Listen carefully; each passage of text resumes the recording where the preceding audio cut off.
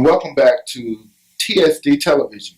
I'm Bernal Smith, President and Publisher of the new Tri-State Defender, and I want to thank you for watching our internet television station and for supporting and reading the new Tri-State Defender. You are appreciated, and today I want to come to you and share some information that I feel is extremely important. We have a big election coming up November 4th, and of course any election that takes place is important, but this one is important due to a number, let's count them, 1, 2, 3, 4 constitutional amendments that are on that ballot.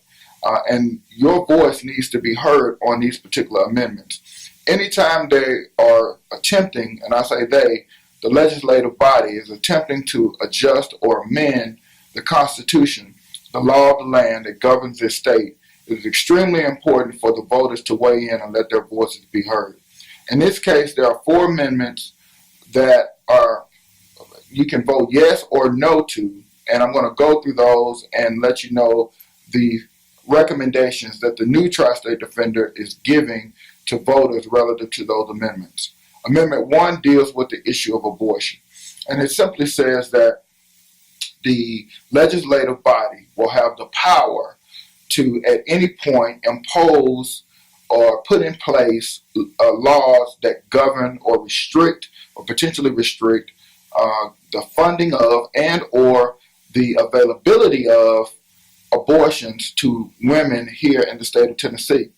More importantly, they provide no sort of parameters for instances of rape, incest, or even if the mother's life is in danger.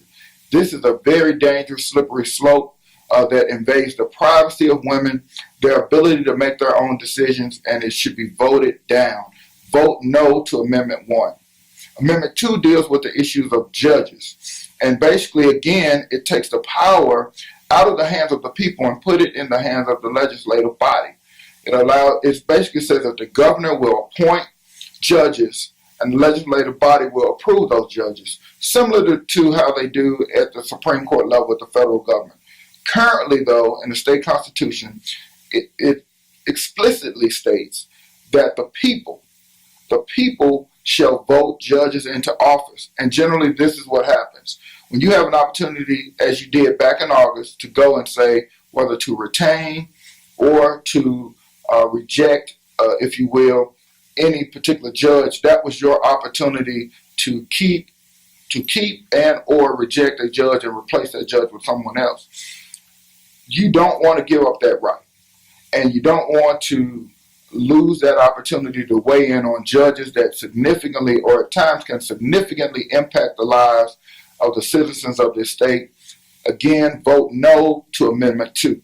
Amendment 3 deals with the issue of a state income tax, and Memphis and Shelby County is in a unique position relative to this particular amendment. This amendment basically will abolish any opportunity in the future for there to be a payroll or income tax in the state of Tennessee. Memphis and Shelby County, positioned very closely bordered by Mississippi and Arkansas.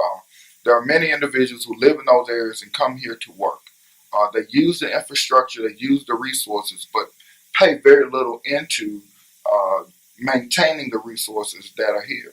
And so for Memphis and Shelby County, the potential to add a local payroll or income tax might be a very, very good thing that will potentially lower real estate taxes, lower sales taxes, and allow for greater investment in economic development.